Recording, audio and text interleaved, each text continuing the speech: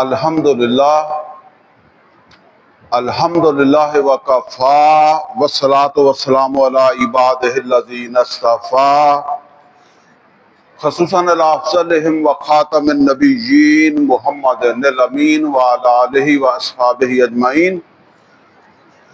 اعوذ باللہ من الشیطان الرجیم، بسم اللہ الرحمن الرحیم۔ قال اللہ عز وجل فی کتابہ الکریم هو الذی ارسل رسولہ بالہدی ودین الحق لیظہرہ علی الدین کلہ ولو کرہ المشرکون۔ صدق اللہ العلی العظیم۔ ربی اشرح لی صدری ویسر لی امری واحلل عقدۃ من لسانی یفقہوا قولی۔ اللہم ارنا الحق حقا وارزقنا اتباعہ وارنا الباطل باطلا وارزقنا اجتنابہ، آمین یا رب العالمین۔ عزیز دوستو، ہم محترم ڈاکٹر اسرار احمد رحمۃ اللہ علیہ کی کتاب جو ہے نبی اکرم صلی اللہ علیہ وسلم کا مقصد بعثت، اس کا مطالعہ کر رہے ہیں، اور اس سے پہلے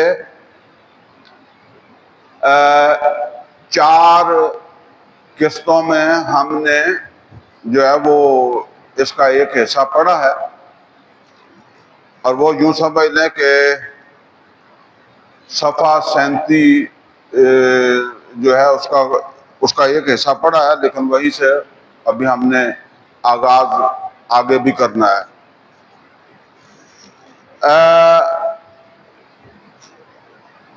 اس آیت کے حوالے سے جو ابھی میں نے پڑھی ہے نا، ہماری گفتگو ہوئی ہے، اور اس میں ہم نے 4 چیزیں سمجھنے کی کوشش کی ہے۔ نمبر 1، اللہ رب العزت نے نبی صلی اللہ علیہ وسلم کو جو دے کر بھیجا وہ ہے الہدی، یعنی قرآن حکیم۔ تفصیل سے ہم اس کو سمجھ چکے ہیں۔ اور دوسری چیز وہ ہے دین حق، یعنی اطاعت پر مبنی نظام زندگی جس میں کوئی اور شریک نہ ہو، کسی گوشے میں کوئی اور شریک نہ ہو، یہ ہے دین حق۔ تو یہ 2 چیزیں اللہ نے دے کر بھیجی۔ کس لیے بھیجی؟ لِیُظْہِرَہُ عَلَى الدِّینِ کُلِّہ، لِیُظْہِرَہُ، تاکہ وہ یعنی محمد اور رسول اللہ صلی اللہ علیہ وسلم اس دین حق کو غالب کر دیں، عَلَى الدِّینِ کُلِّہ،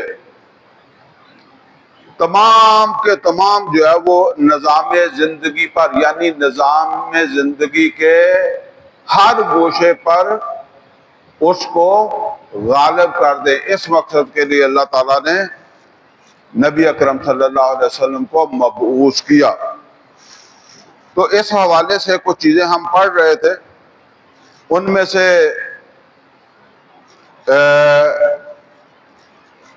جو چیز ہم پڑھ رہے تھے وہ یہ ہے کہ ڈاکٹر صاحب فرما رہے ہیں کہ یہ اظہار دین حق، یعنی دین حق کا غلبہ، یہ سیدنا محمد اور رسول اللہ صلی اللہ علیہ وسلم کے لیے بالفعل کرنا کیوں ضروری تھا؟ ٹھیک ہے نا؟ اب موسیٰ علیہ السلام نے نہیں کیا، اور بہت سارے پیغمبر نے نہیں کیا۔ کیا وجہ تھی کہ محمد اور رسول اللہ صلی اللہ علیہ وسلم نے اس کو جو ہے وہ اہتمام اس کا کرنا تھا، اسے جو ہے وہ مکمل کرنا تھا؟ تو اس حوالے سے ایک وجہ ڈاکٹر صاحب نے بیان فرمائی ہے، جو ہم نے پہلے پڑھ لیا ہے، جس کا خلاصہ یہ ہے کہ دین وہی ہوتا ہے جو غالب ہوتا ہے، اور اگر دین مغلوب ہو جائے تو پھر وہ مذہب رہ جاتا ہے، پھر وہ دین نہیں ہوتا۔ ٹھیک ہے نا؟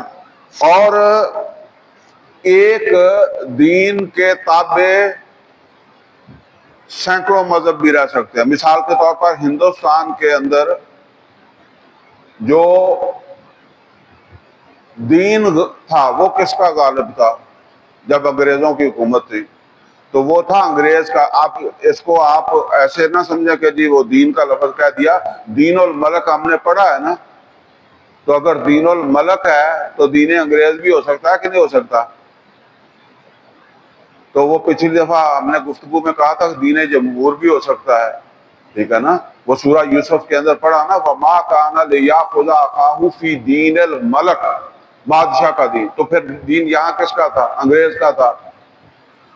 تو اسلام کیا تھا؟ ہندو ازم کیا تھا؟ بدھ مت کیا تھا؟ سکھ مت کیا تھا؟ یہ سب ایک مذہب کے طور پر رہ رہے تھے, ٹھیک ہے. تو ایک دین کے تابع کئی مذاہب ہو سکتے ہیں, اور اسلام میں بھی اسلام اگر دین غالب ہے تو قرآن کریم میں اللہ نے فرمایا کہ یوت الجزیۃ عن ید وہم صاغرون, کوئی عیسائی ہیں, یہودی ہیں, وہ اس ریاست میں رہ سکتے ہیں, لیکن دین اس وقت کون سا ہوگا؟ دین اسلام, دین اللہ, اللہ کا دین. اس کے تابع سکھ بھی ہو سکتے ہیں, ہندو بھی ہو سکتے ہیں, بدھ مت بھی ہو سکتے ہیں, عیسائی بھی ہو سکتے ہیں, یہودی بھی ہو سکتے ہیں.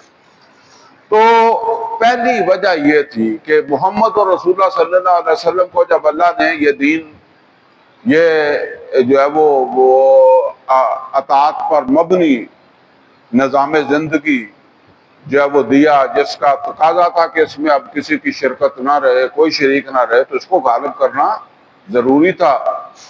اور دوسری وجہ جو ہے نا وہ اب ہم اس کا آغاز کریں گے صفحہ 37 سے, لیکن میں چاہتا ہوں کہ دو چار چیزیں میں آپ کو بورڈ پر جو ہے وہ ذرا سمجھا دوں, اور اس کے بعد پھر ہم اس کا جو ہے وہ مطالعہ کریں گے.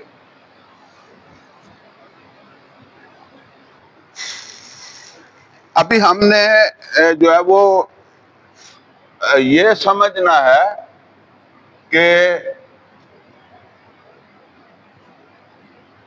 مذہب کیا ہے اور دین کیا ہے. گفتگو تو ہوئی ہے, لیکن میں نے کہا ذرا آپ اسے سمجھ لیں. دیکھیں, انسانی زندگی کا ایک گوشہ ہے جسے ہم کہتے ہیں عقائد. یہ ہم کہتے ہیں نا عقیدہ, عقائد. اور دوسرا گوشہ جو ہے اس کو کہتے ہیں عبادات, نماز, روزہ, حج, زکوٰۃ. اچھا, تیسرا گوشہ جو ہے اس کو کہتے ہیں سماجی رسومات. یہ تین چیزیں جو ہے نا ان کو کہتے ہیں مذہب. اوپر میں نے لکھ دیا, ٹھیک ہے. دین کوئی بھی ہو, پوری دنیا میں آپ کو ان چیزوں کی آزادی ہے. جب انگریز کی حکومت تھی تو آپ مسجدیں بناتے تھے کہ نہیں بناتے تھے؟ لوگ نمازیں پڑھتے تھے, حج کرتے تھے, عمرے کرتے تھے. آج بھی برطانیہ میں, امریکہ میں مسجد بنا سکتے ہیں, سکھ اپنی عبادت گاہ بنا سکتے ہیں, اور وہ اسرائیل کے اندر بھی مسجدیں بھی ہیں, نمازیں بھی پڑھتے ہیں لوگ, ٹھیک ہے. یہ کیا ہے؟ مذہب. اور اس سے آگے دین جو ہے نا اس کی وہ کیا کہتے ہیں حدود شروع ہو جاتی ہے. اور وہ دین جو ہے اس میں پہلی چیز کیا ہے؟ معاشرتی نظام.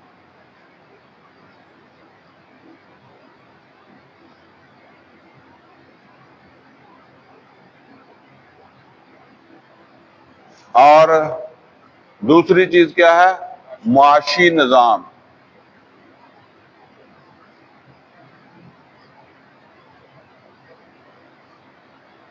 اور تیسری چیز کیا ہے؟ سیاسی نظام.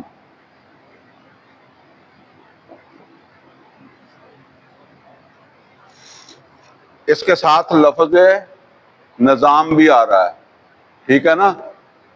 یہ جب شامل ہوگا، جب مذہب آگے بڑھ کر دین بنے گا تو یہ جو شعبے ہیں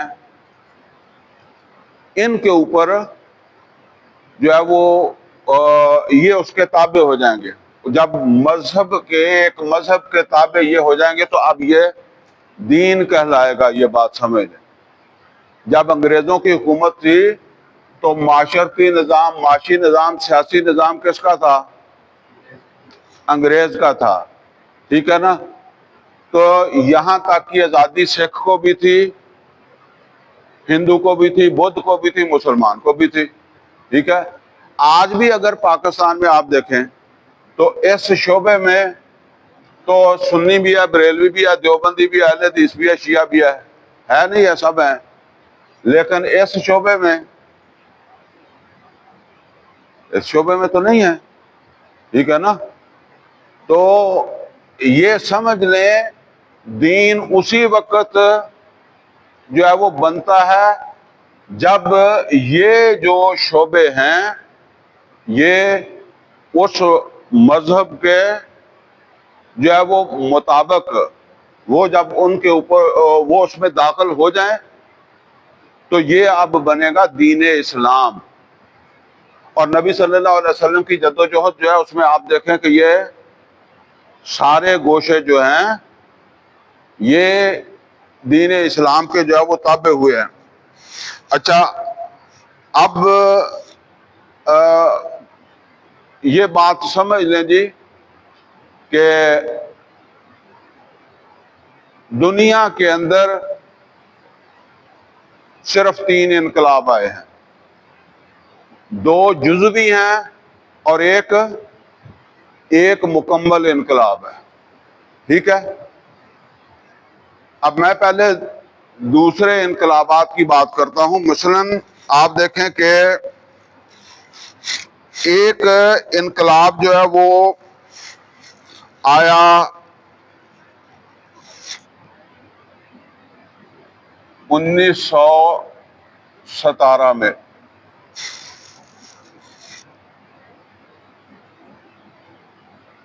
یہ اس کو کہتے ہیں بالشوک۔ بالشوک ایک پارٹی تھی، ٹھیک ہے؟ اس کو کمیونسٹ انقلاب بھی کہتے ہیں اور بالشوک انقلاب بھی کہتے ہیں۔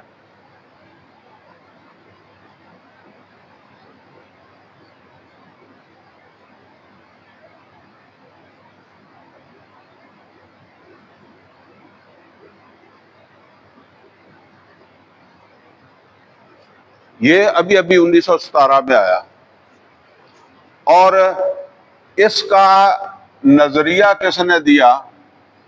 Karl Marx.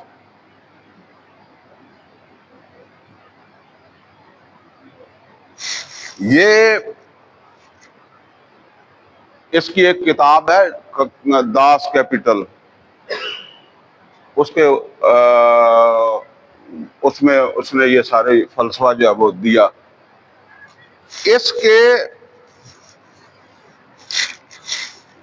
اس کارل مارکس کی موت کے 34 سال بعد یہ کارل مارکس جرمنی کے اندر جو ہے وہ پیدا ہوا، ویسے بعد میں شاید برطانیہ کے اندر رہا، وہیں مر گیا۔ اس نے زندگی میں صرف کتاب لکھی اور کچھ نہیں کیا، 2 بندے بھی اس کے ساتھ جمع نہیں ہوئے، لیکن یہ مر گیا۔ تو مرنے کے 34 سال بعد جو ہے وہ روس کے اندر جو ہے وہ ایک لینن نام کا شخص تھا جس نے قوت حاصل کی، اور میرے خیال میں 1,20,00,000 لوگ اس انقلاب میں مرے تھے۔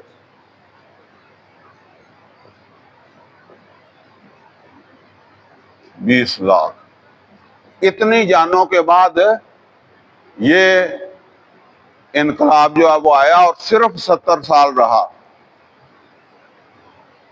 70 سال بھی پورا نہیں رہا، بس یہ سمجھ لیں کہ یہی کوئی 30 سال اس کا عروج تھا، پھر وہ اتنا اس کو جو ہے وہ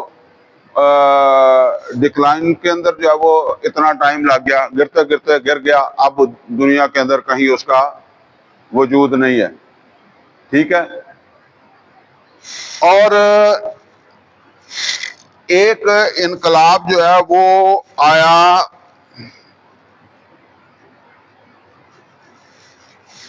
سن اس کا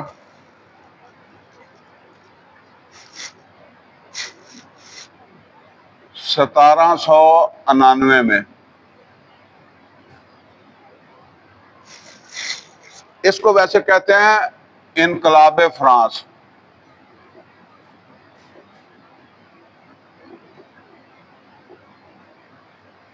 اور یہ ہے جمہوری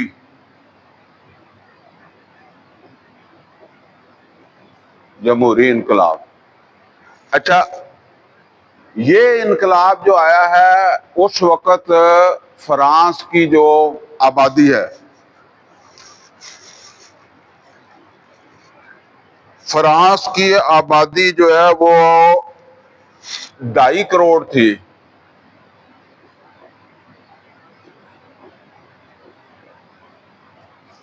اور ان کے کہنے کے مطابق، لیکن وہ صحیح نہیں کہتے، 5 لاکھ انسان مرے ہیں۔ اس لیے کہ پورا یورپ جو ہے وہ جمہوریت سے منسلک ہے نا، تو وہ کم تعداد میں آتے ہیں، وہ بھی 5 لاکھ لوگ جو ہے وہ اس انقلاب کے اندر جب وہ مرے ہیں۔ یہ فرانس میں آیا اور فرانس سے پھر آگے بڑھتا چلا گیا۔ تو یہ اس کا جو فکر تھی وہ تو آپ یوں سمجھ لیں کہ ارسطو سے بھی پہلے ایک تھا، اس کا مجھے نام بھول گیا، ویسے پچھلے دنوں میں نے آپ کو بتایا بھی تھا، اب میرے ذہن میں نہیں رہا۔ تو ارسطو کے یہ تقریباً آپ یوں سمجھ لیں کہ 2110 سال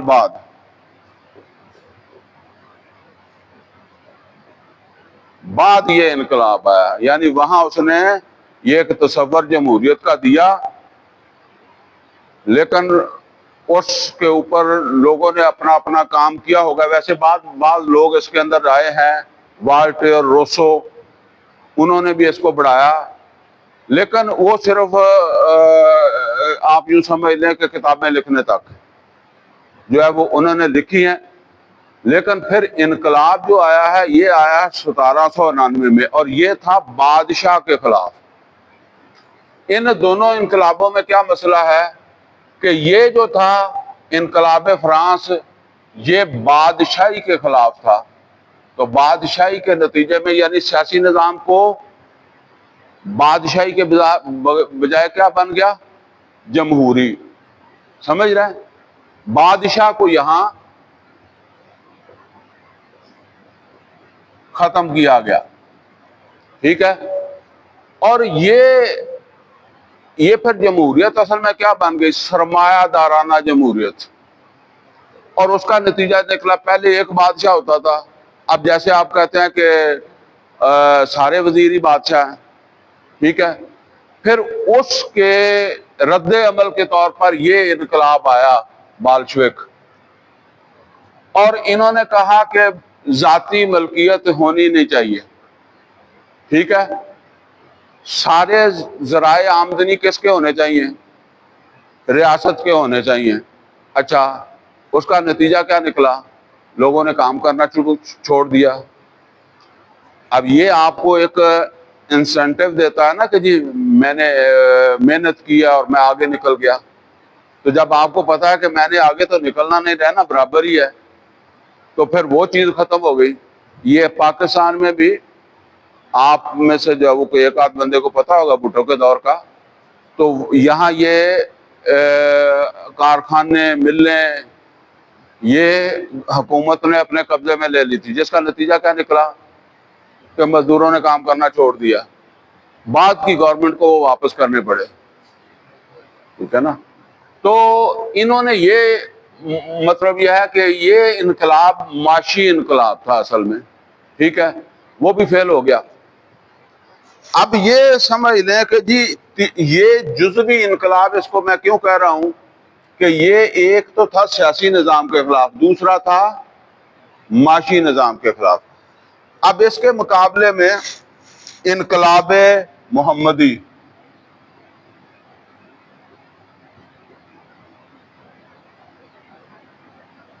صلی اللہ علیہ وسلم، اس کو ذرا سمجھ لیں۔ وہاں میں نے آپ کو بتایا کہ وہ ارسطو کے 2100 سال بعد آیا، اور وہ کارل مارکس کے 34 سال مرنے کے بعد انقلاب آیا۔ اور یہاں کیا ہے، اس کے لیے نظریہ کس نے دیا؟ نبی صلی اللہ علیہ وسلم۔ یہ آئیڈیا کس نے دیا؟ یعنی جو شخص اس کو لانچ کر رہا ہے نا، اسی نے آئیڈیا دیا ہے۔ اور پھر دعوت، تبلیغ، تنظیم، جہاد، ان سب مراحل میں وہ شخصیت خود موجود ہے۔ سمجھے نا؟ میں نے بتایا کہ کارل مارکس تو ایسے ہی مر گیا، اس کو تو پتہ ہی نہیں کہ میرے پیچھے انقلاب آ جائے گا۔ ارسطو کو کیا پتا؟ ٹھیک ہے نا؟ یہ سارا کام جو ہے وہ محمد اور رسول اللہ صلی اللہ علیہ وسلم کی حیات میں ہو رہا ہے۔ اور محمد اور رسول اللہ صلی اللہ علیہ وسلم نے کل 23 سال، یہ 23 سال جو ہم کہتے ہیں یہ قمری سال ہیں، چاند کے سال ہیں۔ ویسے 22 سال کچھ بنتا ہے، کیونکہ ہم سورج کے گنتے ہیں نا، تو چھوٹا ہوتا ہے، وہ قمری سال چھوٹا ہوتا ہے۔ تو یہ 23 سال میں ہو گیا، اور جس کے نتیجے میں پھر جو ہے وہ ایک سلطنت قائم ہوئی، اور اس کے حکمران وہی تھے جنہوں نے اس کا نظریہ پیش کیا تھا۔ یہ نہیں ہے کہ آپ دنیا سے چلے گا تو بعد میں جو ہے وہ کسی نے آ کے اس کو کام کو آگے بڑھایا تو پھر ہوا، نہیں، وہ خود ہی پہلے حکمران تھے۔ اور اس کے اندر جو ہے وہ کل، میں نے آج چیٹ جی پی ٹی سے پوچھا، اس نے کہا کہ یہ سب سے زیادہ پرامن انقلاب ہے محمد اور رسول اللہ صلی اللہ علیہ وسلم۔ 250 مسلمان شہید ہوئے، اور 750، کوئی 10-5 کا آگے پیچھے ہو سکتا ہے، 750 کافر کہہ لیں یا مشرک کہہ لیں، جو بھی تھے وہ مارے گئے۔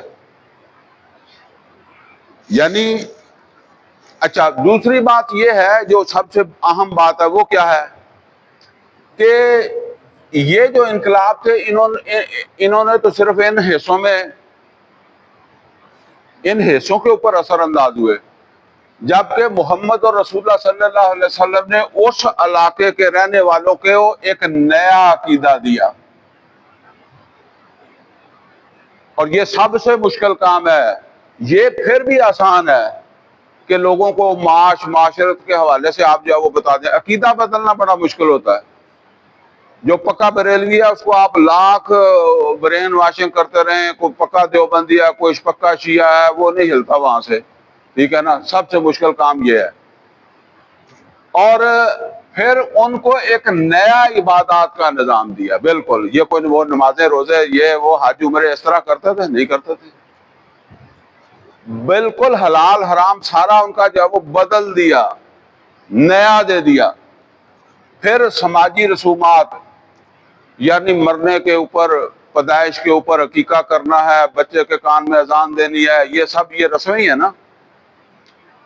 شادی کیسے کرنی ہے، یہ ہے سماجی رسومات کا اعتنا۔ پھر معاشرتی نظام، پردہ کریں عورتیں، عورتوں کے حقوق، دوسرے سارے معاملے، میں تو ایک آدھ کو اس وقت ذکر کر رہا ہوں نا۔ پھر اسی طریقے سے نیا معاشی نظام، اور وہ عرب والے تو حکمران کے قائل ہی نہیں تھے، وہ تو قبائلی زندگی گزارتے تھے۔ تو گویا کہ جو کامل انقلاب ہے وہ صرف تاریخ کے اندر ایک ہی ہے، اور وہ ہے محمد اور رسول اللہ صلی اللہ علیہ وسلم کا۔ جزوی انقلاب یہ دو اور بھی ہیں، ٹھیک ہے نا؟ اور انقلاب جو ہے نا وہ بالعموم آج کی اصطلاح میں صرف اس کو کہتے ہیں جو اس میں سے کم از کم ایک گوشے میں کو تبدیل کرے. آپ سارے پاکستان کو نمازیں پڑھنے پر لگا دیں، سب کی داڑیاں بڑھا دیں، انقلاب اس کو نہیں کہتے، سمجھے؟ انقلاب ان گوشوں کے اندر کسی تبدیلی کو کہتے ہیں، چلے وہ معاشرتی سطح پر آ جائے، معاشی سطح کے اوپر آ جائے یا سیاسی سطح کے اوپر رہ جائے. لیکن یہ ایک اضافی بات ہے کہ محمد اور رسول اللہ صلی اللہ علیہ وسلم کا انقلاب جو ہے وہ تمام گوشوں کے اوپر جو ہے وہ مشتمل تھا. بس اب آ جائیں. جو ہے ان کے لیے انقلاب لانا یعنی دین کو غالب کرنا کیوں ضروری تھا، یہ ہے اصل کے اندر ہم پڑھ رہے ہیں. اس میں ڈاکٹر صاحب نے اس کی دو وجوہات بیان کی ہیں. ایک وجہ ہم پڑھ چکے ہیں، میں دوبارہ ذرا اس کو دہرا رہا ہوں. اور وہ ایک وجہ کیا ہے کہ دین ہوتا ہی وہ ہے جو غالب ہوتا ہے. تو جب اللہ نے ایک پورا نظام زندگی دیا ہے تو اس کو غالب کرنا ہی تھا محمد اور رسول اللہ صلی اللہ علیہ وسلم نے. اور دوسری وجہ جو ہے وہ 37 صفحے کے اوپر جہاں 2 لکھا ہوا ہے نا، اس سے ہم نے شروع کرنا ہے. نبی اکرم صلی اللہ علیہ وسلم کے اظہار دین حق علی الدین کل کے لیے بھی ضروری تھا، اس لیے بھی ضروری تھا کہ اعلیٰ سے اعلیٰ اور عمدہ سے عمدہ نظام اجتماعی بھی جب تک بالفعل قائم کر کے اور عملاً چلا کر نہ دکھا دیا جائے، بس ایک خیالی جنت یوٹوپیا کی حیثیت رکھتا ہے. یعنی وہ تو پھر ایک کتابی بات ہو گئی، جیسے ارسطو نے بھی لکھ دی تھی کتاب، تو اسی طرح محمد اور رسول اللہ صلی اللہ علیہ وسلم جو ہے وہ قرآن کریم کے اندر یا اپنے فرمان کے اندر جو ہے وہ یہ بتا جاتے، لیکن اس کا کوئی پریکٹیکل تو دنیا کے سامنے نہ آتا نا. اور رسالت محمدی کی جانب سے نو انسانی پر شہادت اور اتمام حجت اور قطع عذر جو سلسلہ رسالت کی غرض اصلی ہے کا حق اس وقت تک ادا نہ ہو سکتا تھا جب تک کہ آپ اس دین حق کو بالفعل قائم و نافذ کر کے نہ دکھا دیتے، جس کے ساتھ آپ مبعوث فرمائے گئے تھے. یعنی وہ دین جس کے ساتھ آپ مبعوث فرمائے گئے تھے اس کا تقاضا پورا نہیں ہوتا تھا اگر آپ اس کو غالب نہ کرتے. چنانچہ واقعہ یہ ہے کہ اگر حضور صلی اللہ علیہ وسلم نے مسلسل محنت، مشقت اور ہم سعی و جہد سے غلبہ دین حق کی صورت میں وہ نظام عدل اجتماعی بالفعل قائم نہ کر دیا ہوتا جو بعد میں خلافت راشدہ کے دوران بالکل اسی شان کے ساتھ پھلا پھولا جیسے ایک بند کلی کھل کر پھول بنتی ہے، اور اس کے دوران نو انسانی کے سامنے یہ معجزات عملاً رونما نہ ہو جاتے کہ انسانی حریت، اخوت اور مساوت صرف وعظ کے موضوعات نہیں ہیں بلکہ حقیقت اور واقعہ کا روپ بھی دھار سکتے ہیں. کیا مطلب ہے کہ ایک ہے وعظ، ٹھیک ہے نا، سب مسلمان بھائی ہیں، یہ وعظ ہے، اور حقیقت کیا ہے کہ وہ بھائی نظر بھی آئیں، ٹھیک ہے نا، وہ بھائی نظر بھی آئیں. وعظ تو وعظ ہے، ٹھیک ہے نا. تو اب اس میں آپ یہ 3 چیزیں جو ہیں میں اس کی ایک ایک مثال آپ کو دے دوں. دیکھیں، حریت کہتے ہیں آزادی کو، اور آزادی کی ایک مثال سعد بن ابی وقاص رضی اللہ تعالیٰ عنہ گورنر ہیں اور عمر فاروق رضی اللہ تعالیٰ عنہ جو ہے وہ خلیفہ ہیں، اور سعد بن ابی وقاص رضی اللہ تعالیٰ عنہ کے بارے میں 10 مبشرہ میں سے ہیں. اور ان کے بارے میں یہ آیا کہ انہوں نے اپنے دروازے کے اوپر ایک ڈیوڑی سی بنا لی ہے اور اس کے آگے دربان کھڑا کر دیا کہ ہر بندہ جس کا منہ اٹھاتا ہے وہ آ کر گورنر سے ملنے آ جاتا ہے۔ تو گورنر کا بھی کوئی ٹائم سونے کا ہوتا ہے، جاگنے کا ہوتا ہے، کوئی پرائیویٹ ٹائم بھی ہوتا ہے، ٹھیک ہے نا۔ تو جو ہے نا وہ پھر اس کو روکے یا اس کو کوئی انتظار کروائے۔ کسی نے جا کے یہ شکایت عمر فاروق رضی اللہ تعالیٰ عنہ سے کر دی، تو عمر فاروق رضی اللہ تعالیٰ عنہ نے وہیں سے آدمی بھیجا اور اسے کہا کہ جاتے ہی پہلا کام یہ کرنا کہ اس ڈیڑھی کو آگ لگا دینا، اور پھر سعد سے یہ کہنا کہ لوگوں کو ان کی ماؤں نے آزاد جنا تھا، تم نے ان کو غلام کب سے سمجھ لیا۔ سمجھ آئی؟ یہ واز ہی ہے نا، اگر پریکٹیکلی نہ ہوتا تو واز ہوتا۔ اسی طریقے سے اخوت، بھائی چارہ، اور اس کی تو خود عمر فاروق رضی اللہ تعالیٰ عنہ کی مثالیں ہیں۔ وہ جو شام کا سفر کیا تھا غلام کے ساتھ، ایک کوس غلام اونٹ پر بیٹھتا تھا، ایک کوس وہ چلتے تھے۔ تو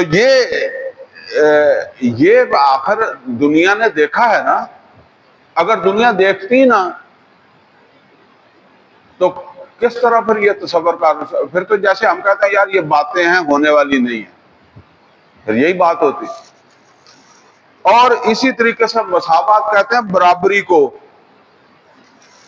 اور برابری آپ دیکھیں وہ علی رضی اللہ تعالیٰ عنہ کا خلیفہ ہیں اور علی رضی اللہ تعالیٰ عنہ کا مقدمہ ہے، جو آپ کا مقرر کیا ہوا قاضی خارج کر رہا ہے، اور وہ جو مخالف ہے جس کے خلاف دعویٰ کیا ہے اس کے حق میں فیصلہ دیتا ہے، ٹھیک ہے نا۔ آج یہ باتیں آپ کہتے ہوں گے کہ یورپ کے اندر اس طرح ہو جاتا ہے، فلاں جگہ اس طرح ہو جاتا ہے، ٹھیک ہے نا، لیکن یہ تو بات 1400 سال پہلے کی ہے۔ انسانی حریت، اخوت، مساوات صرف واعظ کے موضوعات نہیں ہیں بلکہ حقیقت اور واقعہ کا روپ بھی دھار سکتے ہیں، پریکٹیکل بھی ہو سکتا ہے۔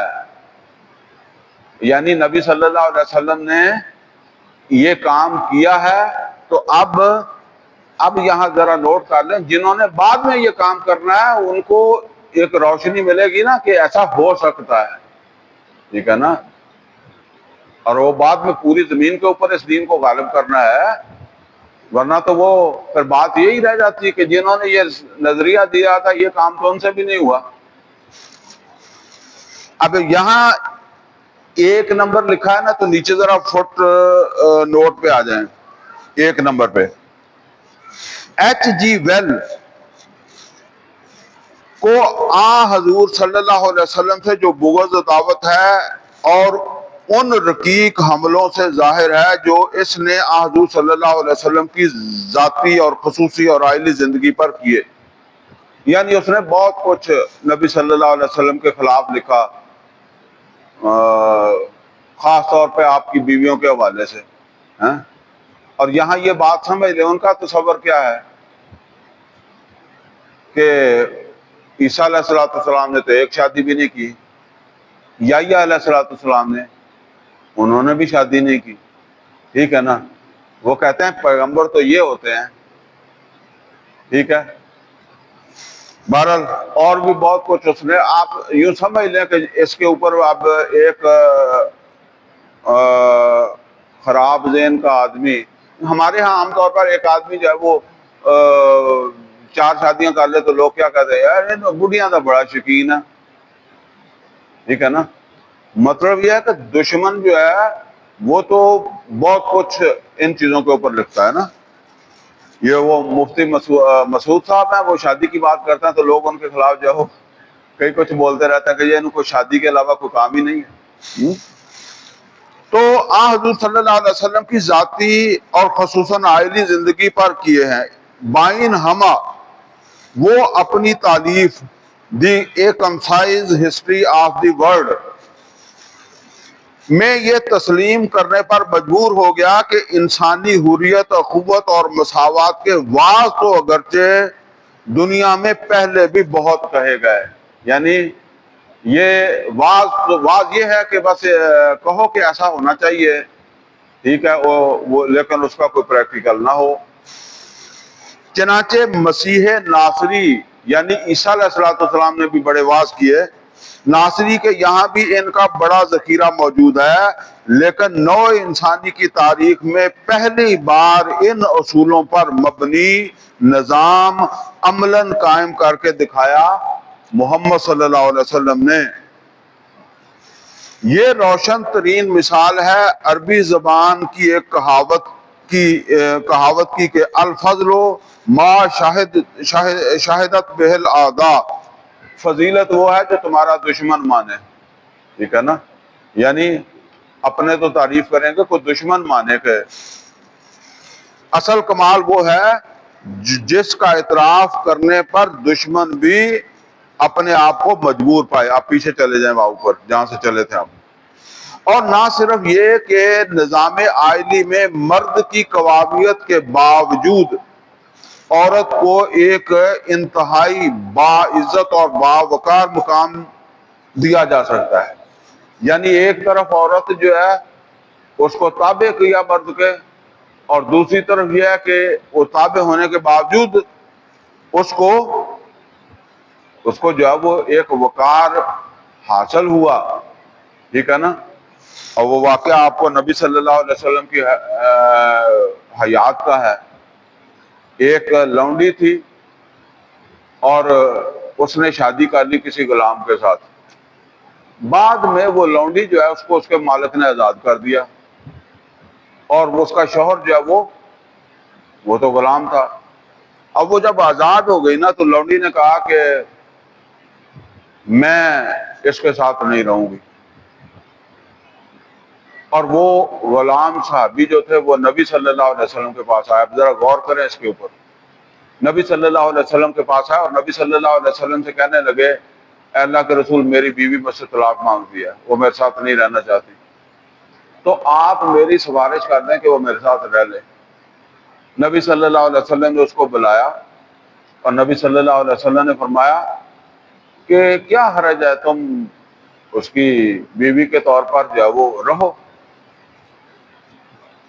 وہ عورت جو تھی اس نے کہا اے اللہ کے رسول، یہ آپ کا حکم ہے، یعنی دینی حکم ہے یا آپ کا مشورہ ہے؟ نبی صلی اللہ علیہ وسلم نے فرمایا صرف مشورہ ہے۔ تو اس نے کہا کہ پھر میں طلاق لوں گی۔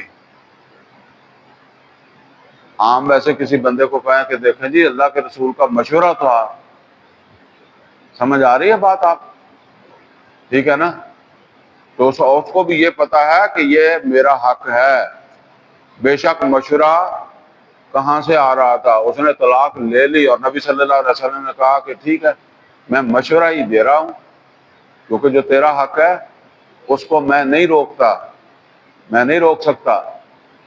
تو اس نے طلاق لے لی۔ یہ بات ہے جو کہہ رہے ہیں کہ اس کے باوجود جو ہے نا وہ ایک وقار اسے حاصل ہوا، بلکہ یہ بھی کہ نظام سیاسی میں کامل آزادی رائے کے باوصف نظم اور ڈسپلن بھی برقرار رکھا جا سکے۔ اصل میں مسئلہ کیا ہے آپ کو پتا ہے کہ یہ کرکٹ کے کھلاڑی اور یہ ہمارے سیاستدان، یہ فلموں کے اداکار، یہ عام لوگوں سے کیوں نہیں مکس ہوتے؟ کیونکہ وہ عام لوگ جب فری ہو جاتے ہیں تو ان کا وہ مقام گر جاتا ہے۔ وہ جس طرح آپ ہمارے کہتے ہیں نا کہ بچے کو زیادہ فری کرو گے تو داڑھی کھینچنے لگ جائے گا، سمجھ گئے؟ تو ڈسپلن نہیں رہتا۔ پھر سمجھ آئی نا بات، کہ عوام کو زیادہ جو ہے وہ کھلا کر دو گے تو کیا ہوگا؟ وہ پھر اگر آپ یہ کہیں کہ جی عوام کی شکایت لے کر آؤ تو یہ تو سارا پاکستان جو ہے وہ حکمرانی کب کرے گا، ٹھیک ہے نا۔ تو یہ بات ہے کہ یہ ایک طرف یہ آزادی بھی ہو اور دوسری طرف کیا ہے، ڈسپلن بھی ہو۔ وہ واقعہ آپ کو یاد ہے کہ عمر فاروق رضی اللہ تعالیٰ عنہ جو ہے وہ ممبر پر بیٹھے ہیں خطبہ دینے کے لیے، اور اس میں آپ نے کہا، عمر فاروق رضی اللہ تعالیٰ عنہ نے، کہ لوگوں بات سنو اور پھر اس کے اوپر عمل کرو۔ تو ایک صحابی سامنے سے کھڑے ہو گئے، یہ غالباً سلیمان فارسی رضی اللہ تعالیٰ عنہ تھے یا ابو ذر غفاری رضی اللہ تعالیٰ عنہ تھے، دونوں میں سے کوئی ایک تھے۔ انہوں نے کہا نہ تو سنیں گے اور نہ عمل کریں گے۔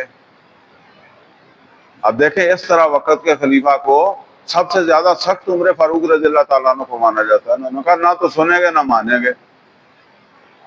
تو انہوں نے کہا، عمر فاروق رضی اللہ تعالیٰ عنہ کیا وجہ؟ تو انہوں نے کہا کہ یہ جو آپ کا لباس ہے یہ اسی کپڑے سے بنا ہے جس سے ہمیں بھی کپڑا ملا تھا، ہمارا تو نہیں بنا، ٹھیک ہے نا؟ تو عمر فاروق رضی اللہ تعالیٰ عنہ نے اپنے بیٹے سے کہا کہ بتاؤ کہ میں نے اپنا کپڑا اپنے باپ کو دے دیا تھا، اس لیے اس کا بن گیا، دو آدمیوں کے کپڑے سے میرا لباس بن گیا۔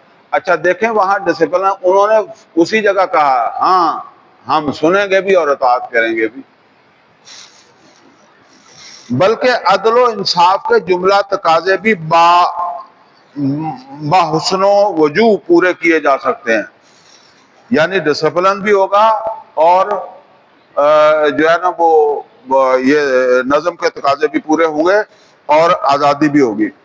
اور اس سے بھی آگے بڑھ کر یہ کہ نظام معاشی کے ضمن میں انفرادی ملکیت اور ذاتی مفاد کے جذبہ محرکہ کو برقرار رکھتے ہوئے، یعنی یہ نہیں ہے کہ آپ یہ کہہ دیں کہ جی لوگوں کے پاس دولت جو ہے وہ اس طرح کا کوئی نظام بنا دے جس طرح وہ رشین انقلاب کے نتیجے میں انہوں نے بنایا کہ لوگوں کا ذاتی ملکیت کا حق ہی نہ رہے، ٹھیک ہے نا؟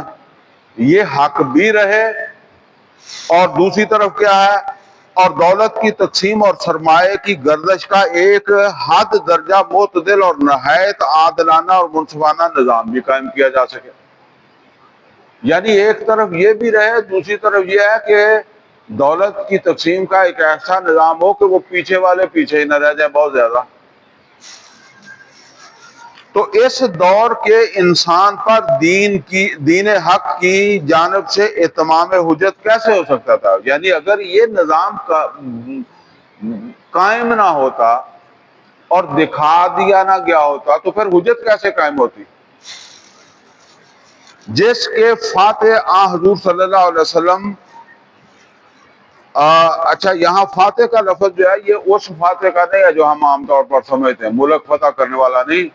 فاتحہ، سورہ فاتحہ کو فاتحہ کہتے ہیں نا، فاتحہ کھولنے والی، آغاز کرنے والی، یعنی یہ جو جدید دور تھا اس کا آغاز کس نے کیا؟ اس کا آغاز کیا محمد رسول اللہ صلی اللہ علیہ وسلم نے، اور یہ جدید دور کے تقاضوں کے مطابق یہ دین لے کر آئے ہیں نا۔ تو وہ کہہ رہے ہیں کہ تو اس دور کے انسان پر دین حق کی جانب سے اتمام حجت کیسے ہو سکتا جس کے فاتح حضور صلی اللہ علیہ وسلم اور مطلب آپ ہیں، اور کیسے واضح ہو سکتی یہ حقیقت کہ انسان نظام اجتماعی کے ضمن میں جس خیر، گڈ یا قدر، ویلیو کا بھی تصور کر سکے وہ اسے با تمام و کمال بغایت توازن اعتدال موجود پائے اس نظام میں جو آج سے 1400 سال قبل قائم کیا محمد رسول اللہ صلی اللہ علیہ وسلم نے۔ یہ نیچے فوٹ نوٹ پڑھ لیں۔ چنانچہ، اور یہ بڑی اہم چیز ہے، اگر آپ کو کوئی شبہ ہو تو کبھی آپ وہ آج کل نیٹ ہے اس سے پوچھیں، وہ آپ کو بتائے گا کہ یہ ہے یا نہیں ہے بات۔ چنانچہ یہ معجزہ نہیں تو اور کیا ہے کہ جو 14ویں صدی ہجری اور 20ویں صدی عیسوی میں ظاہر ہوا کہ جب ہندوستان کی آزادی کا وقت قریب آیا تو یہاں کا ایک ہندو مہاتما یعنی مہاتما گاندھی مجبور ہو گیا کہ اپنے ہم قوم ہم مذہب لوگوں سے کہے کہ تمہارے سامنے نمونے کے طور پر حضرت ابوبکر اور حضرت عمر کا دور حکومت رہنا چاہیے. حالانکہ ہندوؤں کا جو ہندوستان تھا اس میں بھی بڑے بڑے حکمران گزرے ہیں, ٹھیک ہے نا, لیکن اس کے باوجود جب ہندوستان آزاد ہو رہا تھا تو اس نے کانگریس کے لوگوں کو جو بات کہی وہ کیا کہا کہ میں تمہارے سامنے ماڈل کے طور پر ابو بکر صدیق اور عمر فاروق کو ان کے اس نظام کو یا ان کے اس طرز عمل کو رکھتا ہوں جو حکمران کی حیثیت سے ان کا تھا, نہ کہ رامائن اور مہابھارت اور بکرماجیت یا چندر گپت موریہ کا. یہ اب وہ ہندوؤں کے بڑے بڑے گزرے تھے لیکن اس نے کہا ان کا نام نہیں لیا. واضح رہے کہ یہ الفاظ آن جہانی موہن داس کرم چند گاندھی نے اپنے رسالے ہریجن, اس کا ایک رسالہ نکلتا تھا ہریجن میں 1937, اگلے صفحے پر آ جائیں, میں 1937 میں اس وقت لکھے تھے جب برطانوی ہند میں پہلی بار صوبائی وزارتیں بنی, اور چونکہ مسلم لیگ نے 1936 کے انتخاب کا مقاطعہ بائیکاٹ یعنی کیا تھا, لہذا پورے ہندوستان میں کانگریس ہی کی وزارتیں بنی تھی. تو وہ اپنا رسالہ نکالتا تھا اور اس رسالے میں پھر وہ نصیحتیں کرتا تھا. تو اس میں اس نے نصیحت کی کہ اب تم حکمرانی کی طرف جا رہے ہو, ہندوؤں کو کہا, کانگریس کو کہا, تو میں تمہارے سامنے ابو بکر صدیق اور عمر فاروق رضی اللہ تعالیٰ ان کو بطور نمونہ یعنی ان کو اپنے سامنے رکھ کر حکومت کرنا, یہ ماڈل تمہارے سامنے پیش کرتا ہوں. تو اب وہ ڈاکٹر صاحب یہی بات کہہ رہے ہیں کہ اگر یہ نہ ہوتا تو کون جو ہے وہ کہتا کہ کون مثال دے سکتا تھا. اچھا, 1400 سال قبل قائم کیا محمد رسول اللہ صلی اللہ علیہ وسلم نے, اور بالکل یہ محسوس ہو کہ نظام عدل اجتماعی کے ضمن میں نو انسانی کی ساری ذہنی توغدو اور عملی بھاگ دوڑ گویا نظام محمدی تک رسائی کی صحیح و کوشش ہے. یعنی اب ہم جو کہتے ہیں کہ حکومت ایسی ہونی چاہیے, اس میں یہ خوبی ہونی چاہیے, وہ ہونی چاہیے, یہ جو بالشویک انقلاب ہے, ٹھیک ہے, اس نے یہ نہیں محمد رسول اللہ صلی اللہ علیہ وسلم کا وہ جو نظام تھا اس کی بات نہیں کی, لیکن ان کا کوشش بھی کیا تھی کہ سب کو روٹی ملے. سمجھ آ رہی ہے؟ تو عمر فاروق رضی اللہ تعالیٰ عنہ کا یا نبی صلی اللہ علیہ وسلم کے زمانے میں وہ تو ہم پڑھتے ہیں نا کہ زکوٰۃ لینے والا کوئی نہیں تھا. عمر فاروق رضی اللہ تعالیٰ عنہ تو کہا کہ اگر دریائے فرات کے کنارے کتا بھی مر گیا تو میری ذمہ داری ہے. تو مطلب یہ ہے کہ یہی تو یہ مانگ رہے تھے جس کے لیے یہ انقلاب لے کر ہے. اسی طرح آزادی, تو پھر آزادی جو ہے جمہوریت نے وہ آزادی نہیں دی جو اس نظام نے دی جو محمد رسول اللہ صلی اللہ علیہ وسلم نے قائم کیا اور 30 سال تک چلتا بھی رہا اسی شان کے ساتھ. اچھا, بعض لوگ سمجھتا کہ 30 سال کے بعد ختم ہو گیا. نہیں, ختم نہیں ہوا. جس طرح جو ہے نا وہ بالشویک انقلاب جو ہے وہ کوئی 25-30 سال اپنی شان کے ساتھ رہا ہے, لیکن پھر وہ ڈاؤن فال کی طرف چلا گیا. تو یہ تو تقریباً 70 سال میں ختم ہو گیا. اسلام تو تقریباً 1000 سال تک چلتا رہا ہے, یہاں تک کہ پھر مسلمان سلطنتیں ختم ہو گئی. تو آہستہ آہستہ نیچے آتا گیا.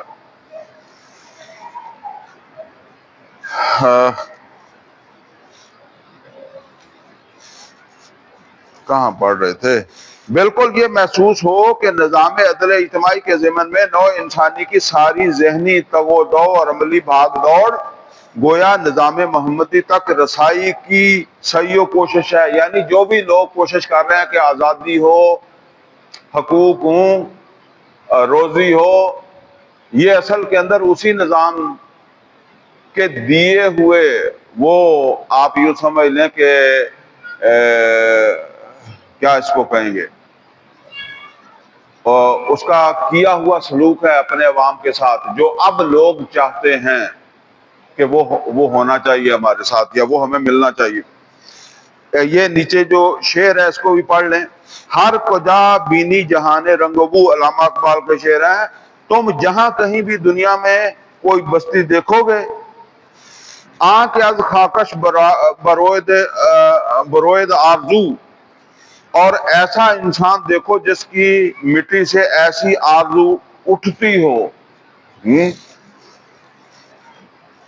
یاد نور مصطفیٰ پورا بہاست، تو سمجھ لو اس کے دل میں رسول اللہ صلی اللہ علیہ وسلم کے نور کی کوئی کرن زندہ ہو گئی ہے ان کے، ٹھیک ہے نا۔ اور دوسرا کیا ہے، یا ہنوز اندر تلاش مستواست، یا پھر وہ ابھی رسول اللہ صلی اللہ علیہ وسلم کی اس دی ہوئی روشنی کو تلاش کر رہا ہے۔ گویا حضور صلی اللہ علیہ وسلم پر اتمام نعمت و شریعت اور تکمیل دین اور ختم و اکمال نبوت و رسالت کا لازمی تقاضا تھا کہ آپ کی بعثت کا مقصد یہ قرار پاتا کہ آپ انذار و تبشیر، دعوت و تبلیغ، وعظ و نصیحت، تعلیم و تربیت، تزکیہ و اصلاح پر مستزاد، یعنی اس سے آگے بڑھ کر تنظیم، ہجرت، جہاد اور قتال پر مشتمل ایک انقلابی جدوجہد کے ذریعے سے باطل نظام کو بیخو بن سے اکھاڑ کر اس کی جگہ دین حق کو بالفعل قائم و نافذ کر دیں، اور نظام اطاعت خداوندی کو پورے نظام اطاعت پر عملاً غالب کر دیں۔ تو اب یہ جو پڑھا ہے ہم نے، اس کا خلاصہ کیا ہے؟ اس کا خلاصہ یہ ہے کہ اتمام حجت تب ہی بنتا تھا کہ بعد کے لوگوں کو یہ جواب ملے کہ یہ کام ہو سکتا نہیں بلکہ ہو چکا ہے ایک دفعہ، یعنی یہ جس نظام کی بات اسلام نے کی ہے یہ ہو سکتا نہیں بلکہ کیا ہے، ہو چکا ہے۔ اور پوری زمین پر اس ماڈل کے مطابق جنہوں نے کوشش کرنی ہے، خاص طور پر ان کو بھی یہ ہو کہ ایسا نہیں ہے کہ ہم ہوا کے اندر ہی جو ہے وہ تیر چلا رہے ہیں، ایسا ہو سکتا ہے اور اب بھی انشاءاللہ ہوگا۔ آگے چلیں جی۔ داعیے انقلاب، اس میں ہرگز کوئی شک نہیں کہ اگر دنیا کے عام داعیہ نے انقلاب پر قیاس کرتے ہوئے حضور صلی اللہ علیہ وسلم کو بھی داعیے انقلاب کے الفاظ سے یاد کیا جائے تو یہ یقیناً آپ کی تحقیر اور توہین ہوگی، اس لیے کہ آپ رسول بھی ہیں، صرف داعیے انقلاب نہیں ہیں۔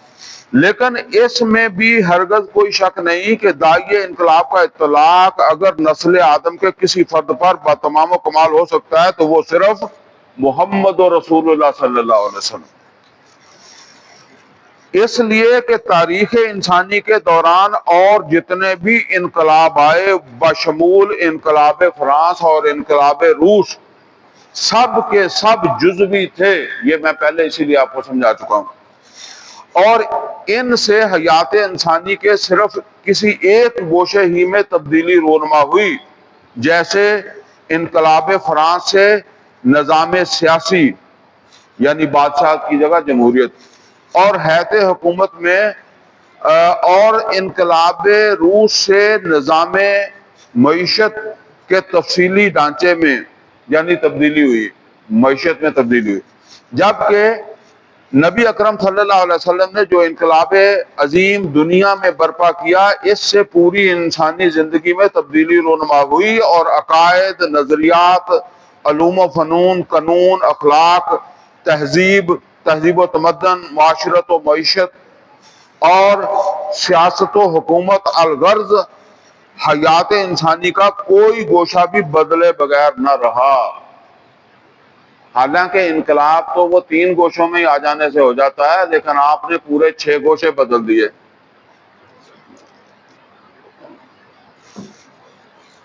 انقلابی جدوجہد رہی آپ کی انقلابی جدوجہد، تو واقعہ یہ ہے کہ اس اعتبار سے بھی نسل انسانی کی پوری تاریخ میں کوئی دوسری مثال موجود نہیں ہے کہ کسی ایک ہی شخص نے انقلابی فکر بھی پیش کیا، پھر دعوت کا آغاز بھی خود ہی کیا، اور پھر تنظیمی مراحل بھی آپ ہی طے کیے، اور پھر اس انقلابی جدوجہد کو کشمکش اور تصادم کے جملہ مراحل اور ہجرت و جہاد و قتال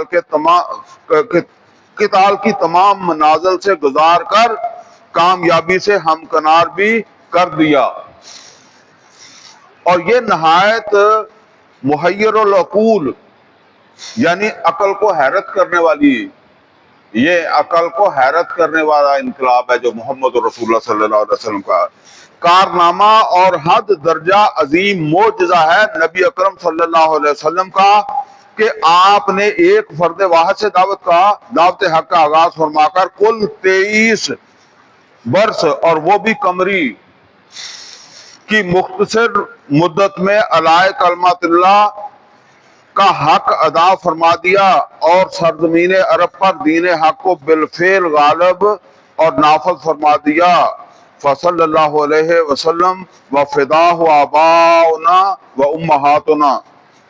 نبوی طریقہ کار رہا یہ سوال کہ یہ عظیم تبدیلی کیسے رونما ہوئی، اور انقلاب محمدی علی صاحب الصلاۃ والسلام کا منہاج اساسی کیا ہے، اور آپ کی انقلابی جدوجہد کن مراحل سے گزری، تو یہ بجائے خود ایک مستقل موضوع ہے جس پر کسی اور صحبت میں گفتگو ہوگی۔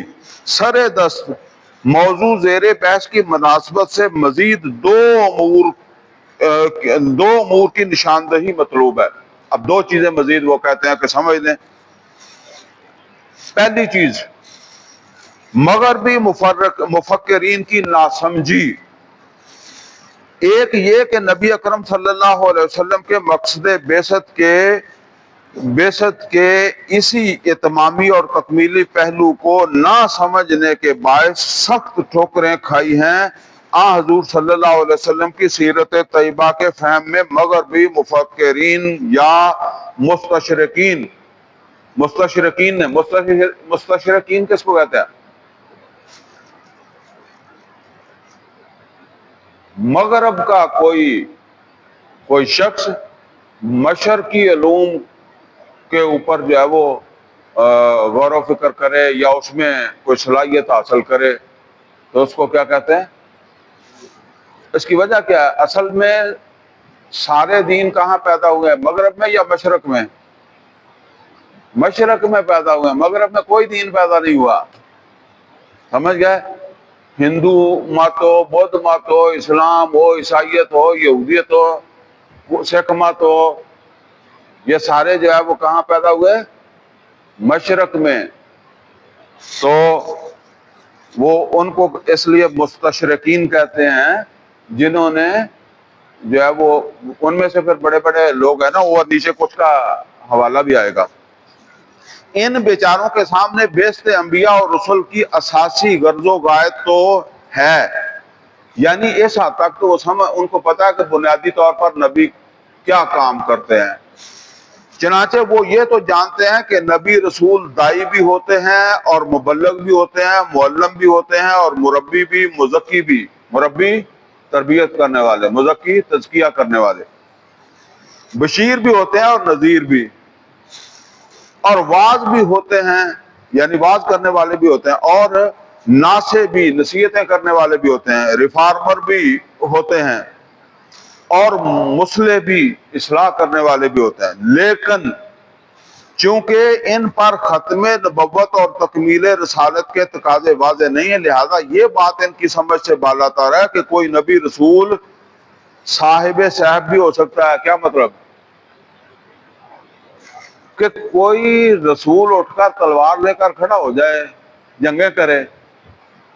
پچھلی وہ اپنے رسولوں کو دیکھتے ہیں نا، عیسیٰ علیہ السلام کو، یا علیہ السلام کو، تو پھر وہ یہاں آ کر وہ کہتے ہیں کہ اس سے پتہ لگتا ہے کہ رسول نہیں ہے.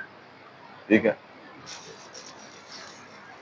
کہ کوئی نبی یا رسول صاحب صحب بھی ہو سکتا ہے اور صاحب علم بھی، سپہ سالار بھی ہو سکتا ہے اور مدبر سیاست دان بھی. یعنی یہ جو نبی صلی اللہ علیہ وسلم کی زندگی کے گوشے ہیں ان کو وہ کہتے ہیں کہ یہ رسول والے نہیں ہیں. چنانچہ جب وہ حضور صلی اللہ علیہ وسلم کی شخصیت مبارکہ میں یہ جملہ کمالات پہلو بہ پہلو دیکھتے ہیں، وہ ایک ہی جگہ دیکھتے ہیں کہ آپ دائی بھی ہیں، تبلیغ بھی کر رہے ہیں، پھر وہی تلوار لے کر کھڑے ہیں، تو سخت خلجان میں مبتلا ہو جاتے ہیں. چنانچہ ان میں سے کوئی تو آپ کو نبی یا رسول ماننے سے ہی انکار کر دیتا ہے اور آپ کی عظمت صرف بطور انسان تسلیم کر کے رہ جاتا ہے. یعنی کہتا ہے ہاں ایک عظیم انسان تھے لیکن رسول نہیں. اچھا یہ نیچے آ جائیں 1 نمبر پر فٹ نوٹ. جیسے پروفیسر منٹ کمبری واٹ، یہ منٹ کمبری کا پتہ ہے؟ سائیوال کا پرانا نام ہے. یہ ایک انگریز تھا فیلڈ مارشل منٹ کمبری، اس کے نام پر یہ اس کا نام منٹ کمبری تھا. یہ اب بعد میں سائیوال اس کا نام رکھا گیا ہے. یہ فیصل آباد کا لائل پور تھا، وہ بھی انگریز کے نام پر تھا، تو اب اس کو فیصل آباد کہتے ہیں.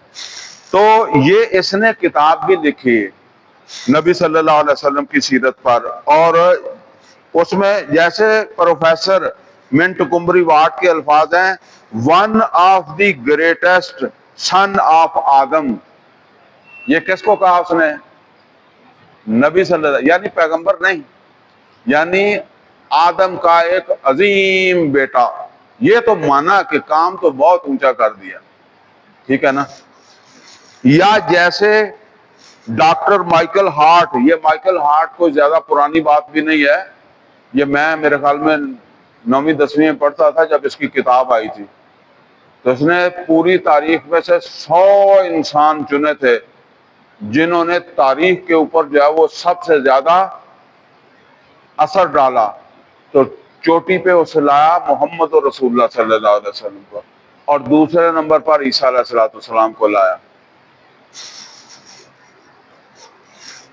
تو وہ کیا لکھتا ہے؟ دی اونلی مین. اب دیکھیے یہ بھی مین کہہ رہا ہے، اس نے جیسے سن آف آدم کا، ایسے یہ کہہ رہا ہے the only man in history who was supremely successful on both the religious and secular levels. اچھا جی یہ دو میں نے بتایا نا آپ کو، ایک وہ ہے عقیدہ عبادات اور سماجی رسومات. یہ کیا ہے؟ Religious field. اور سیکولر فیلڈ کیا ہے؟ وہ معاشرتی نظام، معاشی نظام، سیاسی نظام. وہ کہتا ہے کہ پوری نوع انسانی کی تاریخ میں صرف ایک بندہ ہے جسے دونوں فیلڈ جو ہیں ان میں کامیابی ملی ہے، لیکن ہے ایک اللہ کا بندہ، مطلب پیغمبر والی بات. وہ اس لیے وہ پیغمبر تک نہیں پہنچتے.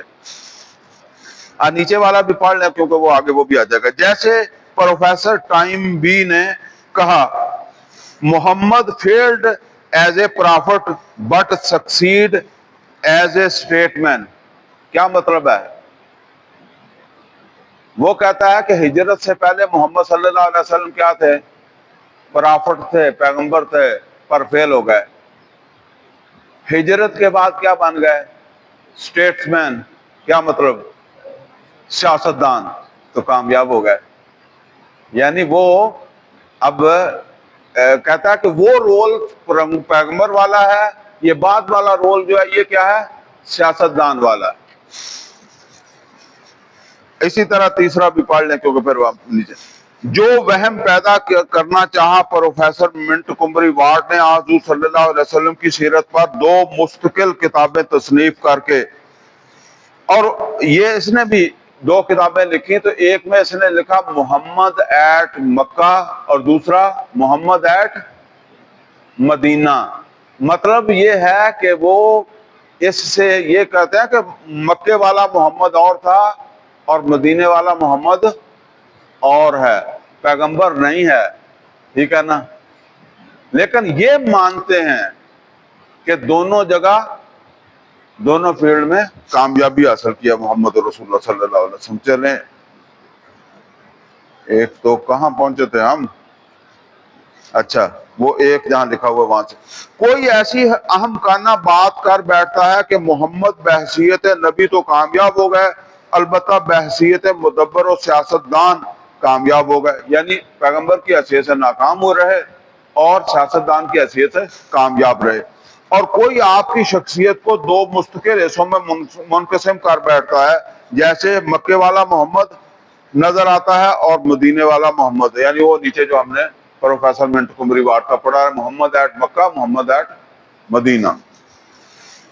اب دوسری چیز، امت کا فرض منصبی، اور دوسرے یہ کہ آیا نبی اکرم صلی اللہ علیہ وسلم کے مقصد بعثت کی تکمیل جملہ اعتبارات سے بات تمام و کمال ہو چکی، یا وہ کسی پہلو یا اعتبار سے ہنوز شرمندہ تکمیل ہے؟ ہاں جی، ہو چکی یا شرمندہ تکمیل ہے؟ ہم ملک صاحب، شرمندہ تکمیل ہے، ابھی ہونی ہے، پوری زمین کے اوپر ہونا ہے، سمجھ گئے؟ وہ تو ایک ماڈل دے دیا محمد رسول اللہ صلی اللہ علیہ وسلم، تاکہ آپ یہ نہ کہے ہو نہیں سکتا، ہوا نہیں ہے، ٹھیک ہے نا؟ اب اصل میں رسول اللہ صلی اللہ علیہ وسلم کی رسالت کا، ختم نبوت کا تقاضا یہ ہے کہ پوری زمین کے اوپر تمام انسان اس نظام کے تابع آئیں، اور وہ آئے گا۔ اور اگر بات دوسری ہے، یعنی ابھی شرمندہ تکمیل ہے، اور صورت واقعہ یہ ہے وقت فرصت ہے، کہاں کام ابھی باقی ہے، یہ ہم کو کہہ رہا ہے علامہ اقبال، کہتا بیٹھے کیوں ہو، وہ تو کام ابھی باقی ہے، وقت فرصت ہے، کہاں کام ابھی باقی ہے، اور نور توحید کا اتمام ابھی باقی ہے۔ یہ نور توحید، یہ بات سمجھ لیں، میں نے پہلے بھی آپ کو بتایا کہ دنیا کا کوئی نظام بھی نہیں ہے کہ جو 40-50 سال سے زیادہ چلا ہو، ٹھیک ہے نا؟ یہ اصل کے اندر ایک معجزہ تھا جو اللہ نے وہاں کروا دیا محمد رسول اللہ صلی اللہ علیہ وسلم سے، اور اس کا اینڈ ہے پوری زمین کے اوپر اس نظام کا قائم ہونا، تاکہ جنہوں نے بعد میں کام کرنا ہے وہ یہاں سے روشنی لے کر آگے چلیں۔ تو کیا امت صرف عید میلاد النبی منا کر یا جلسے کر کے یا جلوس نکال کر ذوق و شوق کے ساتھ درود و سلام بھیج کر اپنے فرض منصبی سے عہدہ برا ہو جاتی ہے؟ یعنی کیا اتنا کر کے کام ہو جاتا ہے؟ ظاہر ہے کہ اس کا جواب نفی میں ہے، اور صورت حال واقعتاً یہ ہے کہ واہ ناکامی متائے کارواں جاتا رہا، اور کارواں کے دل سے احساس زیاں جاتا رہا۔ یعنی ایک تو گڈی ننگ گئی، اور دوسرا یہ ہے کہ وہ جنہیں ٹکٹ لیا سی جی گڈی نہ گئی انہوں کو پریشانی بھی نہیں ہے، ٹھیک ہے نا؟ یعنی یہ کام تو ہم نے کرنا تھا اور ہمیں کوئی پریشانی نہیں ہے۔ تاہم ایک طرز تغافل ہے، سو وہ ان کو مبارک، یعنی جو غفلت کرتے ہیں ٹھیک ہے کریں، ایک عرض تمنا ہے، سو ہم کرتے رہیں گے، ہم تو یہ کرتے رہیں گے اور کہتے رہیں گے، بتاتے رہیں گے کہ مصداق گزارش ہے کہ اچھی طرح سمجھ لیجئے کہ ختم نبوت اور رسالت کا ایک لازمی نتیجہ یہ ہے کہ جو کام آپ حضور صلی اللہ علیہ وسلم سے قبل انبیاء اور رسول کیا کرتے تھے، آپ کے بعد اب وہ سب کے سب کام امت کے ذمہ ہیں۔ گویا خواہ دعوت، تبلیغ، انذار و تبشیر، تعلیم و تربیت اور اصلاح و تزکیہ پر مشتمل فریضہ شہادت حق ہو، یا بعثت انبیاء اور رسل کی غرض اصلی اور غایت اساسی جو علائے کلمت اللہ، اقامت دین اور اظہار دین حق علی الدین کل پر مشتمل بعثت محمدی کا مقصد امتیازی اور منتہائے خصوصی ہو۔ جملہ اہل ارض اور جمیع قرہ ارضی کے اعتبار سے یہ سارے فرائض اب ان لوگوں پر عائد ہوتے ہیں۔ اب یہ سارے فرائض یعنی ساری زمین کے حوالے سے اور جو ہے وہ اور تمام انسانوں کے حوالے سے یہ کس کی ذمہ داری بنتی ہے؟ جو ایمان والے ہیں ان کی ذمہ داری بنتی ہے۔ وہ کہتے ہیں کہ میرے وہ میلاد منا کر یا نعتیں پڑھ کر جو ہے وہ مطمئن ہو جاؤ۔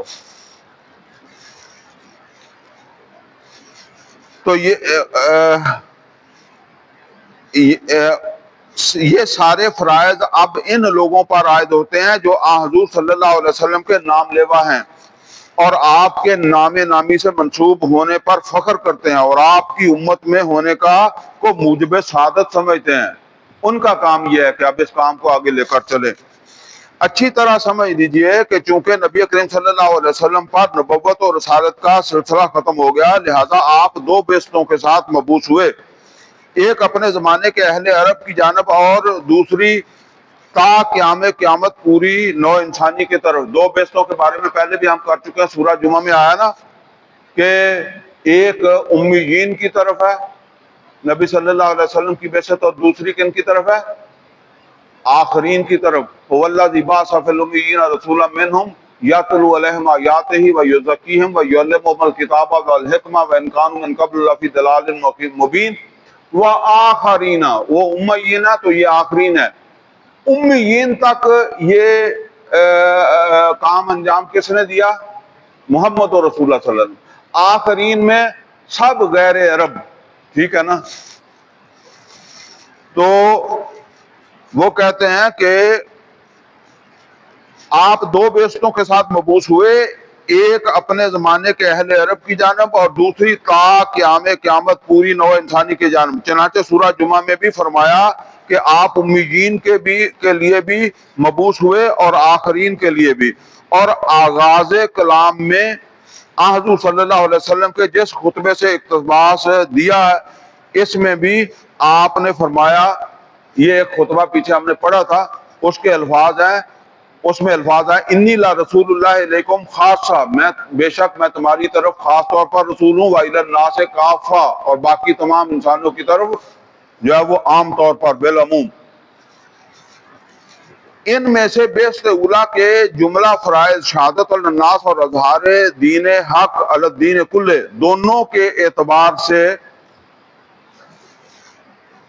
سے آپ نے بنفس نفیس ادا فرما دیے، یعنی اس حوالے سے جو بھی فرائض تھے وہ نبی صلی اللہ علیہ وسلم نے خود ادا فرمائے، خواہ اس میں مخالفت ہوئی یا مزاحمت، تمسخر ہوا یا استہزاء، ذہنی کفت کا سامنا ہوا یا جسمانی اذیت کا، مصیبتیں آئیں یا مشکلات، محنت کرنی پڑی یا مشقت، پھر خواہ شیب بنی ہاشم کا دور آیا یا یوم طائف کا، اور ہجرت کا مرحلہ آیا یا جہاد کا، خواہ غار ثور میں چھپنے کی نوبت آئی یا سراقہ ابن مالک کے تعاقب کی، اور بدر کا مارکہ پیش آیا یا احد کا، اور خواہ مصعب بن عمیر رضی اللہ تعالیٰ عنہ کی بے گور و کفن لاش سامنے آئی یا حمزہ بن عبد المطلب کا عذاب بریدہ لاشا، خواہ خندق کا مرحلہ آیا یا حنین کا، اور خواہ خیبر کی مہم سر کرنی پڑی یا تبوک کی، آپ صلی اللہ علیہ وسلم کے پائے ثبات میں کہیں لغزش نہیں آئی۔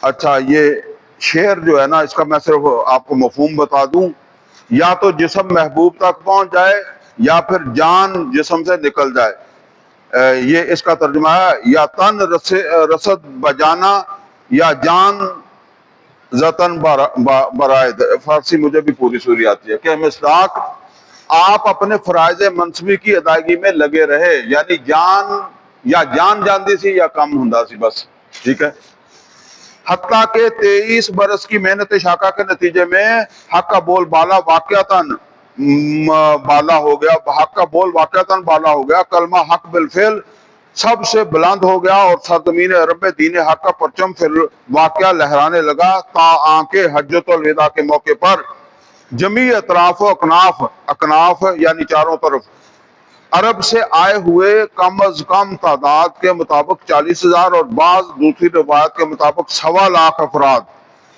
کے اجتماع سے اللہ البلغ تو یہ وہ نبی صلی اللہ علیہ وسلم نے کہا مجمع سے کیا میں نے پہنچا دیا کے جواب میں یہ گواہی لینے کے بعد نشہد انک قد بلغت وادیت ونصحت اور آپ چند ماہ کے اندر اندر رفیق اعلیٰ کی طرف رحلت فرما گئے۔ اور وہ میں کہا کرتا ہوں کہ آپ نوٹ کریں اللہ نے نبی صلی اللہ علیہ وسلم کے پاس فرشتہ بھیجا کہ اگر آپ چاہیں تو آپ مزید آپ دنیا میں رہ سکتے ہیں، کام آپ کا پورا ہو گیا، یہاں تک آپ نے پہنچنا تھا۔ تو نبی صلی اللہ علیہ وسلم نے کہا کہ پہلے بھی کسی پیغمبر نے، ہر پیغمبر کے پاس فرشتہ آتا رہا ہے کہ تیرا ٹائم پورا ہو گیا اور اب تو جانا ہے یا ٹھہرنا۔ تو نبی صلی اللہ علیہ وسلم فرماتے ہیں کسی پیغمبر نے نہیں کہا کہ مجھے زیادہ ٹائم چاہیے، تو میں نے بھی نہیں کہا۔ ورنہ آپ دیکھیں اتنی محنت، بندہ کہتا ہے یار ذرا نظام تو اسٹیبلش کر لوں، بعد کے لوگوں پر تو بندے کا اعتبار ہی نہیں ہوتا کہ میں نے اتنی محنت کیا، بعد والوں کو کیا پتا کہ کیسے میں نے محنت کیا۔ جیسے ایک ڈیوٹی وار ہمارے جو سرکاری ملازم جو ہے نا وہ گھڑی دیکھتا رہتا ہے، اور جب اگر اس کو رشوت نہیں ملتی تو وہ 1 منٹ بھی فالتو ٹائم ڈیوٹی پر نہیں بیٹھنا چاہتا۔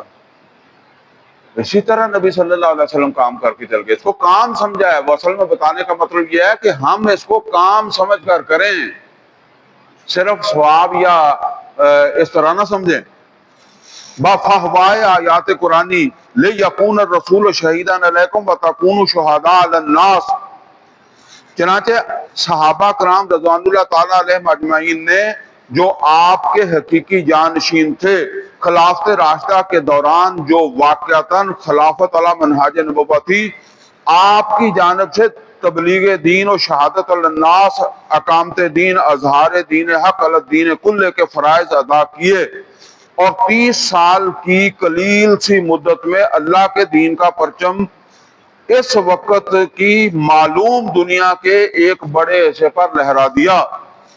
اور اس کے بعد شروع ہوا زوال اور انحطاط کا وہ عمل جو مسلسل 13 صدیوں تک، یہ 1300 سال میں مسلمان یہاں پہنچے ہیں، تاکہ اس صدی کے آغاز میں نوبت یہاں تک پہنچی کہ وہ دین حق جو پورے روئے ارضی پر غالب ہونے کے لیے نازل ہوا تھا غریب الغربا بن کر رہ گیا۔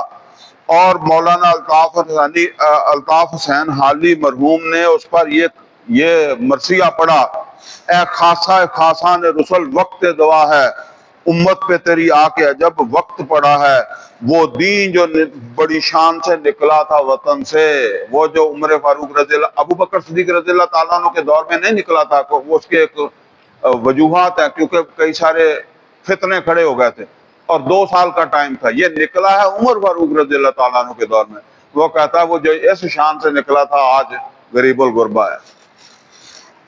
وہ دین جو بڑی شان سے نکلا تھا وطن سے پردیس میں آج غریب الغربا ہے، یعنی اس کو کوئی پوچھنے والا ہی نہیں ہے۔ پستی کا کوئی حد سے گزر نہ دیکھے، اسلام کا گر کر نہ ابھر نہ دیکھے، مانے نہ کبھی مد ہے ہر جزر کے بعد۔ مد اور جزر کا پتہ ہے؟ وہ سمندر میں پانی آگے پیچھے ہوتا ہے نا۔ دریا کا ہمارے جو اترنا دیکھے، الغرض آج کی گفتگو کا حاصل یہ ہے کہ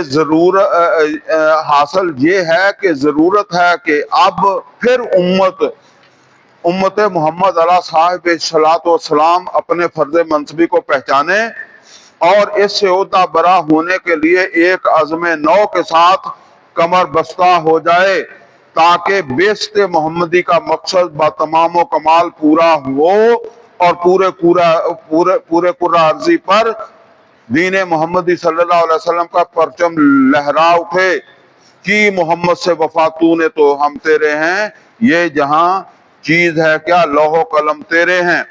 اللہم انصر من نصر دین محمد صلی اللہ علیہ وسلم وجعلنا منہم وماہم۔ اے اللہ تو مدد فرما ہر اس شخص کی جو دین محمد صلی اللہ علیہ وسلم کی مدد کر رہا ہے، دین کو غالب کرنے کے لیے جدوجہد کر رہا ہے، اور اے اللہ ہمیں ان لوگوں میں شامل فرما جو یہ جدوجہد کر رہے ہیں اس دین کو غالب کرنے کی، اور وقت برباد کر دے، تباہ کر دے من خزل دین محمد، جو بھی دین محمد کو برباد کرنے کی کوشش کرتا ہے تو اسے برباد کر دے، ولا تجعلنا منہم ومعہم، اور اے اللہ ہمیں ان میں سے نہ بنانا کہ ہم دین محمد کو برباد کرنے والے ہوں یا برباد کرنے والوں کے ساتھی ہوں، بلکہ ہم دین محمد کو غالب کرنے والے ہوں اور غالب کرنے والوں کے ساتھی ہوں۔ اقول قولی ھذا واستغفر لی ولکم ولسائر المسلمین والمسلمات۔